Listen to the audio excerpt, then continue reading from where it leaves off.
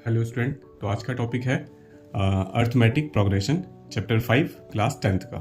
ठीक है, तो इस चैप्टर में हमें समझने के लिए, इस चैप्टर को हमें समझने के लिए हमें बस जानना है कि अर्थमेटिक प्रोग्रेशन क्या होता है। ठीक है, ए पी। तो अर्थमेटिक प्रोग्रेशन की जनरल फॉर्म क्या होती है?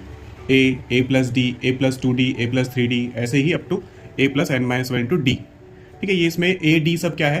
तो मतलब ये हमें ये बता रहा है, इन्फॉर्म कर रहा है जनरल फॉर्म कि कोई भी ए मतलब फर्स्ट टर्म होगा, उसके बाद उसमें बार बार सेम टर्म ऐड हो रहा है। जैसे हमने इसमें डी ऐड किया तो क्या आ गया? ए प्लस डी। फिर हमने इसमें और डी ऐड किया तो क्या हो जाएगा? ए प्लस 2d। इसमें फिर से डी ऐड करेंगे तो ए प्लस 3d। मतलब कोई भी ऐसा प्रोग्रेशन, ठीक है, इसको समझते हैं जैसे कि कोई भी ऐसा प्रोग्रेशन, जैसे कि हमने पहले टर्म ले लिया 5, फिर हमने इसमें कुछ डी ऐड करना है। डी हमने यहाँ पे सोचा कि डी हम इसमें लेते हैं, चलो 3। ठीक है, D3 लेते हैं। यहाँ पे ये क्या है? ए है। ठीक है, ये ए हो गया। अब एपी की जनरल फॉर्म क्या थी कि पहला ए तो दूसरा होना चाहिए ए प्लस डी। तो इसमें 5 प्लस 3 ऐड कर दिया, 5 प्लस 3 8 हो गया। ठीक है, ये हो गया ए प्लस डी। फिर वो क्या बोला था कि ए प्लस 2d। ठीक है, मतलब सीधा सा कि इसमें एक डी और ऐड कर दो। ए प्लस डी तो ये है ही, इसमें अगर हम डी और ऐड कर दें तो ए प्लस 2d हो जाएगा। तो 8 में हमने और डी ऐड कर दिया तो 8 प्लस 3 11। तो ऐसे करके जो एक प्रोग्रेशन फॉर्म हो रहा है, इस प्रोग्रेशन को हम एपी बोलेंगे। ठीक है, तो ऐसे प्रोग्रेशन जिनमें एक सेम टर्म बार बार ऐड होता है। ठीक है, accept first term. First term कुछ भी हो सकता है, ये जरूरी नहीं कि ये भी 0 में 3 ऐड करके ही बने। आप इसको जहां से चाहे वहां से स्टार्ट कर सकते हो। 105 से स्टार्ट कर लेते हैं हम, हमारी मर्जी। ठीक है, उसके बाद फिर हम 3 इसमें ऐड करना स्टार्ट कर देते हैं, तो ये एक एपी फॉर्म हो जाती है ऐसे करके। ठीक है, तो इसको बोलते हैं एपी। तो सिंपल सा एक प्रोग्रेशन है, और वो सिंपल प्रोग्रेशन जिसमें बार बार कोई सेम टर्म ही ऐड किया जाए तो वो फिर अर्थमेटिक प्रोग्रेशन बन जाता है। लेकिन अगर ऐड ना हो सेम टर्म तो फिर हम उसको अर्थमेटिक प्रोग्रेशन नहीं बोलते। तो स्टार्टिंग में एक्सरसाइज में कुछ ऐसे ही क्वेश्चंस आते हैं कि आपको कुछ भी दे दिया कि 5 9 12 14 या 16 कुछ भी लिख दिया। ठीक है, तो बताओ कि क्या ये एक एपी है या नहीं है। तो भाई एपी की हमारे एक ही पहचान सीखी हमने कि एपी में क्या होता है कि कोई सेम टर्म बार बार ऐड हो रहा होगा। तो वो हम कैसे पता करें? अगर मैं 9 में से 5 को माइनस करूं, ठीक है, तो कितना आएगा? 4। ठीक है, ओके, ठीक है जी। अब हम ये ऑब्जर्व करेंगे क्या इस बार भी 4 ही ऐड हुआ था? तो वो कैसे पता लगेगा? जब हम 12 में से माइनस करेंगे 9 को तो कितना? 3। ये तो डिफरेंट है यार, इसमें तो 4 ऐड हुआ था, इसमें 3 ऐड हुआ है। तो इसका मतलब ये एपी नहीं बन रही। ठीक है, क्योंकि एपी तब बनेगी जब बार बार, एक बार अगर 4 ऐड हुआ है तो बार बार 4 ही ऐड होना चाहिए था। ठीक है, तो इसलिए ये एक एपी नहीं है। ठीक है, तो सिंपल सा पहचान है एपी है या नहीं है। हम इस टाइप के एपी वाले क्वेश्चंस को सॉल्व करना इस चैप्टर में सीखते हैं कि अगर हमें कभी कोई अर्थमेटिक प्रोग्रेशन मिल जाए तो हम उसको कैसे सॉल्व करेंगे। जैसे उसमें सॉल्यूशन क्या क्या है कि आपको जैसे कोई एपी, जैसे 5 हम ऊपर लिख रहे थे, 5 8 11। ठीक है, ये एक एपी थी। तो मुझे इस एपी का अगर कोई भी टर्म फाइंड आउट करना हो, जैसे इस एपी का 100वां टर्म क्या होगा। ठीक है, अगर मैं ऐसे 1 2 3 4 5 ऐसे 100 तक लिखूं, ठीक है, तो 100वें टर्म पे क्या होगा वहां पे।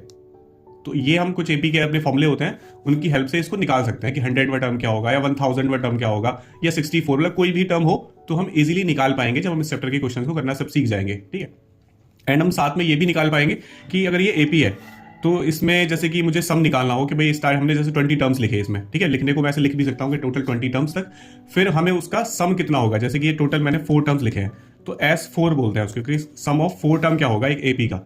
अगर एपी ये है तो इस एपी के 4 टर्म्स का सम क्या होगा, तो उसको हम एस एन वाला फॉर्मूला है उससे हेल्प से निकाल लेते हैं। तो सिंपली हम जैसे कि 8 प्लस 5 प्लस चाहे तो ऐसे भी प्लस कर सकते हैं, लेकिन एपी अगर 100 टर्म तक सम पूछने लगा तो क्या हम ऐसे ही प्लस करके उसका आंसर निकालेंगे? नहीं, उसके लिए एक फॉर्मूला इस एक्सरसाइज में आता है, हम उस फॉर्मूले को देखेंगे। ठीक है, और उससे क्वेश्चन करेंगे। ऐसे ही इसके लिए फॉर्मूला था, जैसे हमें पता करना हो एक एपी का 100वां टर्म क्या होगा, तो इसमें 2 ही फॉर्मूले हैं। तो एक फॉर्मूला तो यही होता है कि अगर कोई एपी है, जैसे हमने यही लिखा अभी 5 प्लस 3 8 किया तो ऐड हो गया, फिर 8 में फिर 3 किया तो 11 हो गया, 11 में फिर 3 किया तो 14 हो गया। तो ये एक सिंपल एपी है। इसका मुझे पता करना है यार 64th टर्म कौन सा है। ठीक है, 64th वाला टर्म कौन सा है। ठीक है, ये मुझे पता करना है। तो फिर मैं क्या करूंगा कि मेरे पास एक फॉर्मूला होता है इस चैप्टर में कि A N is equal to A plus N minus 1 into D. इसकी हेल्प से हम किसी भी एपी का कोई भी टर्म फाइंड आउट कर सकते हैं। जैसे कि मुझे ए एन का मतलब यहाँ पे क्या होता है कि मुझे फाइंड आउट करना है ए 64th टर्म। ठीक है, ए एन का मतलब एपी का कोई भी टर्म, जैसे ए 64th। ठीक है, अगर आपको ए 100 फाइंड आउट करना है तो आप ए 100 लिख दो। ठीक है, जो भी फाइंड आउट करना है।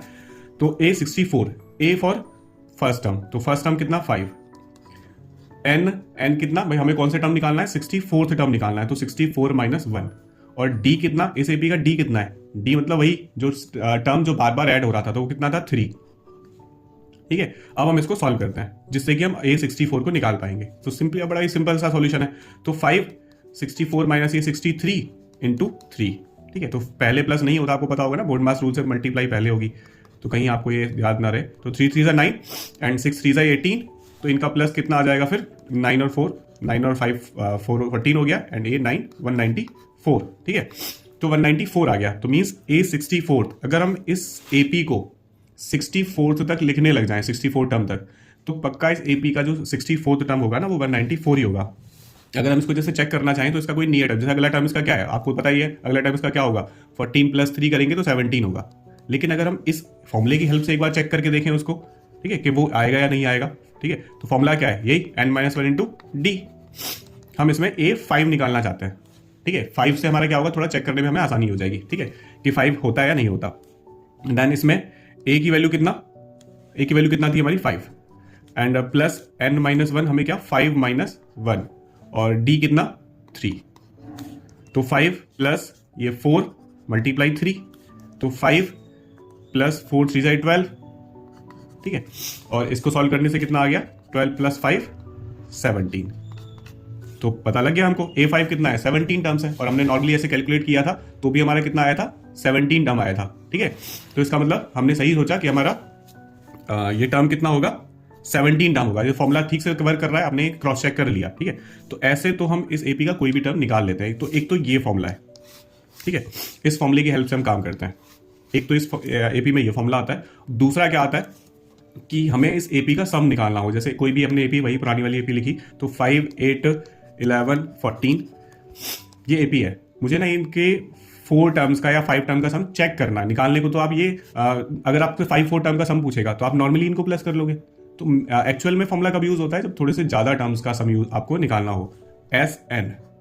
SN कितने भी टर्म का सम, S15 निकलवा लो, 16 या 100 200 कितना भी टर्म का सम हो सकता है। फॉर्मूला क्या होता है SN का, तो n/2 2a + n-1 into D, ठीक है। तो वैसे तो फॉर्मूले भी बहुत इजीली बने हुए हैं, अगर आप उनको जानना चाहोगे फॉर्मूले ही ऐसे कैसे बने हैं तो उनका प्रूफ बहुत ईजी है, ठीक है। उसको हम किसी और वीडियो में डिस्कस करेंगे। फिलहाल इसका चैप्टर को कैसे यूज करते हैं, कैसे समझते हैं, बेसिक लेवल पे इसको समझा रहे हैं। देन तो इसमें अगर जैसे हमें इस AP को क्रॉस चेक करना है, मैं 4 टर्म्स का सम निकालता हूँ इससे, S4, क्योंकि 4 टर्म्स का सम तो ऐसे भी पता कर सकते हैं, ठीक है। तो S4 निकालते हैं कि कितना आएगा। तो S4 वैल्यू कैसे पुट करेंगे, देखो n क्या होता है कि हम कितना 4 निकाल रहे हैं ना, तो 4/2 2a मतलब फर्स्ट टर्म कितना है, प्लस n-1, n- मतलब 4 - 1, और d कितना हमारा 3 था इस AP का। इसको हम सॉल्व करें तो 2 से डिवाइड हो जाएगा, कितना बचेगा 2, और ये 5 2 10, और 4 - 1 3, ठीक है, और 3 3 9 भी डायरेक्ट कर दे, तो पहले तो 3 बचा, फिर 3 3 9 हो गया। उसके बाद में 10 + 9 = 19, एंड 19 2 38। इसका मतलब S4 4 टर्म्स का सम कितना आने वाला है, 38, ठीक है। इस बार 4th टर्म नहीं निकाल रहे हम इन 4 टर्म्स का सम निकाल रहे हैं। तो एक बार चेक करके देखें क्या 38 ही आ रहा है। तो 14 + 11 करेंगे कितना हो जाएगा, 25, 25 + 5 कर देंगे तो 30 हो जाएगा, और 30 + 8 करेंगे तो 38 ही हो जाएगा, ठीक है। तो हमने नॉर्मली सम भी निकाला तो कितना आया 38, और वैसे फॉर्मूले से निकाला तो 38। तो ये इसमें 2 फॉर्मूले आते हैं, इसके अलावा इसमें ज्यादा कुछ नहीं होता AP में। एक तो ये SN वाला फॉर्मूला होता है और एक AN वाला फॉर्मूला होता है, ठीक है। इसके अलावा होने को एक SN का फॉर्मूला एक और होता है, SN = n/2 a + l बोल दे या फिर AN बोल दे, ठीक है। ये फॉर्मूला भी यूज होता है। इस फॉर्मूले का हम यूज कब करते हैं कि जब हमें कोई AP गिवन हो और उस AP का हमें कोई लास्ट टर्म भी गिवन हो, जैसे कि कोई भी हमने एक लास्ट टर्म निकाला था पिछली बार, तो कोई भी लास्ट टर्म होता, ठीक है। जैसे मैंने 64 लिख तो लिया है, बट जरूरी नहीं है कि इसका कोई टर्म होगा भी या नहीं होगा, ठीक है। जरूरी नहीं है कि मैं ऐसे सब 3 3 ऐड कर रहा हूं तो जरूरी नहीं ना 64 आ भी जाए इसका कोई टर्म। तो इसको चेक करने का क्वेश्चन भी एक्सरसाइज में कि चेक करके बताओ कि क्या 64 इस AP का कोई टर्म है भी या नहीं। तो उसके लिए हम कैसे करते हैं, ठीक है। चलो इस वाले क्वेश्चन को एक बार सॉल्व करते हैं कि जैसे 5 8 11 14 एक AP है, और हमें चेक करना है कि क्या इसका 64 कोई टर्म होगा या नहीं होगा, ठीक है। तो वो कैसे करेंगे, तो इस बार मुझे चेक करना है कि 64 इसका कोई टर्म है या नहीं है, ठीक है। तो इसका मतलब दिस इज AN, पर हमें ये नहीं पता कि कौन से नंबर का है, ठीक है। हमने सोच के देख लिया कि भाई ये कोई होगा 15 टर्म होगा या 16 टर्म होगा या कितना भी टर्म होगा, लेकिन हमें पता नहीं है, ठीक है। 64 इसका कोई टर्म है, ये हम लेट करके चल रहे हैं, ठीक है। और है तो फिर कौन सा है उसको निकालते हैं। तो ए एन 64 है, फॉर्मूला होता है A N is equal to A plus N minus one into D, जहां पे ए एन की वैल्यू हमें इस बार पता है, ठीक है, इस बार हम ए एन नहीं निकाल रहे, ये पता कर रहे हैं कि ये इसका कोई टर्म है भी या नहीं है। तो उसको कैसे सिंप्लीफाई करना है, फॉर्मूला सिंपली दो ही है इसमें जो हमने बता दिए, उसी के यूज से हम पूरे चैप्टर को फिनिश कर लेते हैं। बाकी क्वेश्चंस अलग अलग तरीके के, वो जब हम एक्सरसाइज के क्वेश्चन करते हैं तो देख लेते हैं। तो ए की वैल्यू कितना 5 plus N minus one, N यहाँ पे हमें फाइंड आउट करना है कि कौन से नंबर का टर्म है, ठीक है, एन नहीं पता हमें, ये पता है कि पूरा ए एन 64 है, बट एन कौन से नंबर का है, ए 16 है 15 है वो नहीं पता, ठीक है। तो एन, डी की वैल्यू कितना 3 चल रही थी, ठीक है, तो इसको सॉल्व करें, ए एन 64 एंड ये यहाँ पे माइनस तो नहीं हो सकता, तो इस बार हमें मल्टीप्लाई करनी पड़ेगी कि 3n माइनस 3, ये 5 माइनस 3 इज 2 प्लस 3n, ये 64, देन इसको 64 फिर ये दोनों, बिकॉज एक 2 है एक 3n है तो आपस में ऐड तो नहीं हो सकते, तो मुझे इसको इधर भेजना होगा। तो 64 minus 2 is 62 upon 3n, 62 upon 3n, ठीक है। 3 से हमने इसको डिवाइड किया, लेकिन ये कंप्लीट डिवाइड नहीं होगा, ठीक है, बिकॉज 3 20 आ जाएगा, हम सॉल्व करेंगे तो 320 एंड 2 अपॉन 3 बचेगा।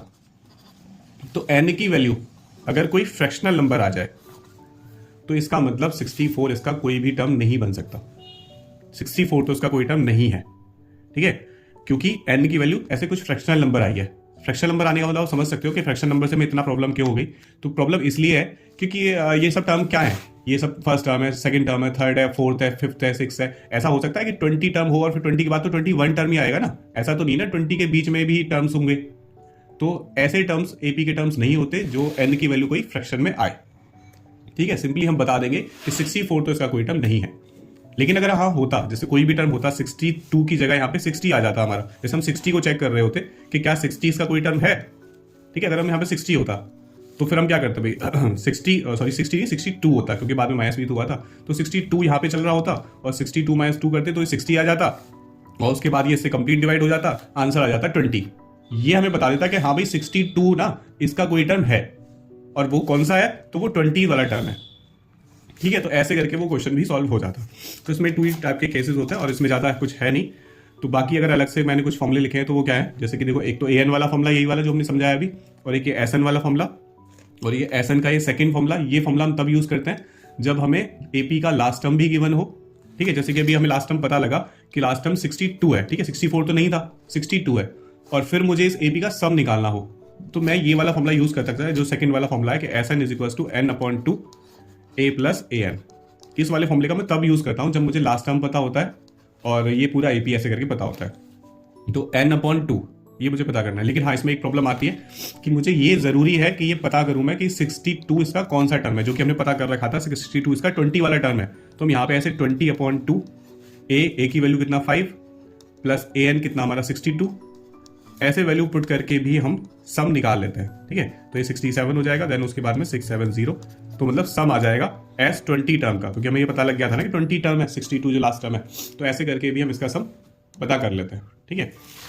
देन इसमें nth term from the last, ऐसे भी क्वेश्चंस होते हैं कि हमें लास्ट से nth टर्म बताना हो। जैसे कि कोई एपी है, ये वाला क्वेश्चन कैसे होगा कि 5, 8, 11 एंड 14 ये एपी है। तो इस एपी में जैसे 62 हमने अभी ऑब्जर्व किया कि 62 इसका एक टर्म है, वो भी कौन सा नंबर का, 20 वाले नंबर का, ठीक है। तो अगर मैं पूछूं कि इस एपी का लास्ट से 5th वाला टर्म बता दो मुझे, ठीक है, लास्ट, ये तो स्टार्टिंग से 1, 2, 3, 4 टर्म है, ऐसे 5th भी होगा, ऐसे लास्ट से 5th वाला टर्म बता दीजिए, ठीक है। तो एक तरीका तो हमारे पास क्या होता है कि हम कोई नया फॉर्मूला ना याद करें और क्या कर लें, अपनी एपी को ही उल्टा लिख लें, क्योंकि वो हमसे पीछे से पूछ रहा है ना लास्ट से कि find the 5th term from the last. तो 62 ऐसे एपी को उल्टा करके लिख ले, तो 62 इसका फर्स्ट टर्म हो गया, इससे पहला टर्म कौन सा होगा तो बिकॉज इसमें 3 टर्म्स ऐड हो रहे हैं तो 3 टर्म से कम ही होगा, तो क्या होगा वो 59, देन उससे फिर 59 से और कम क्या होगा तो 56, ऐसे करके होगी एपी। देन लास्ट टर्म में ये 8 और 5 मैंने यहाँ पे नोट कर दिए वाले, ठीक है, क्योंकि मैंने एपी को उल्टा कर दिया है। उल्टा क्यों किया है, क्योंकि इस बार क्वेश्चन ही वो उल्टा पूछ रहा है, बोल रहा है कि पीछे की साइड से आप ना लास्ट से हमें 5 वाला टर्म बता दीजिए, ठीक है। तो ठीक है, उसका फॉर्मूला क्या होता है A5।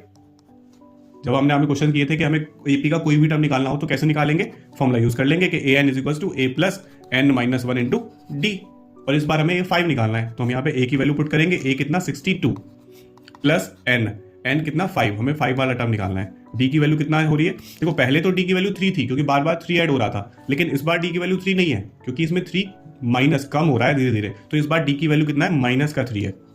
ठीक है, इस बात को सिंपली आप याद रखो कि अगर एपी बढ़ रही है, ठीक है, 5, 8, 11 बढ़ रही है तो उसका डी हमेशा पॉजिटिव होगा, लेकिन अगर डी एपी घट रही है 62, 59 तो डी हमेशा माइनस का ही होगा।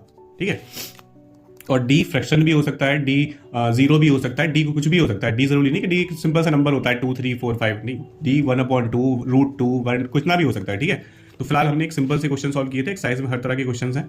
तो 62 + 5 - 1 इज 4 एंड मल्टीप्लाई ये -3 के साथ हो जाएगी, तो 62 4 3 जाए माइनस का 12 आ जाएगा, और 62 - 12 करेंगे तो ये 50 आ जाएगा।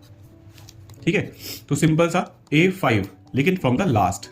ठीक है, तो इसका मीन्स इस एपी का लास्ट से अगर हम पता करें फिफ्थ वाला टर्म तो वो क्या होगा? 50 होगा। ठीक है, तो ऐसे करके ये वाला फॉर्मूला हम यूज कर लेते हैं, ऐसे क्वेश्चंस को सॉल्व कर लेते हैं। ठीक है, और बाकी इसमें कुछ स्पेशल टर्म मैंने क्या लिखा है कि 3 टर्म्स इन एपी। अगर हमें एपी में ऐसे कुछ क्वेश्चंस होते हैं कि 3 टर्म्स को लेट करना होता है तो फिर हम इस फॉर्म में लेट करें तो क्वेश्चन ज़्यादा इजीली सॉल्व हो जाता है। ठीक है, जब हम इस आपके क्वेश्चन को सॉल्व करेंगे एक्सरसाइज में तब आपको ज़्यादा अच्छे समझ में आएगा। बस अभी आप इतना याद रखो कि अगर हम एपी के कभी हमको 3 टर्म्स लेट करने हो तो हम इस फॉर्म में लेट करें उसे, 4 टर्म्स अगर एपी के लेट करने हो तो इस फॉर्म में करें। ऐसे ही अगर हमें 5 टर्म्स लेट करने होते हैं तो भी हमारी बस यही फॉर्म होती है, बस हम करते क्या है कि a - d a + d, तो यहाँ पे a + 2d हो जाता है और यहाँ a - 2d हो जाता है। ठीक है, ऐसे हम 5 टर्म्स लेट कर लेते हैं। इसी पैटर्न से हम जितने चाहे उतने टर्म लेट कर सकते हैं, बट इंपॉर्टेंट आपके लिए 3, 4 और 5 टर्म ही है। ठीक है, तो आपको उनकी फॉर्म आपको पता होनी जरूरी है। ठीक है, आज के लिए इस चैप्टर में इतना काफी है। नेक्स्ट चैप्टर होगा हमारा ट्राइंगल। ठीक है, उसको हम देखेंगे।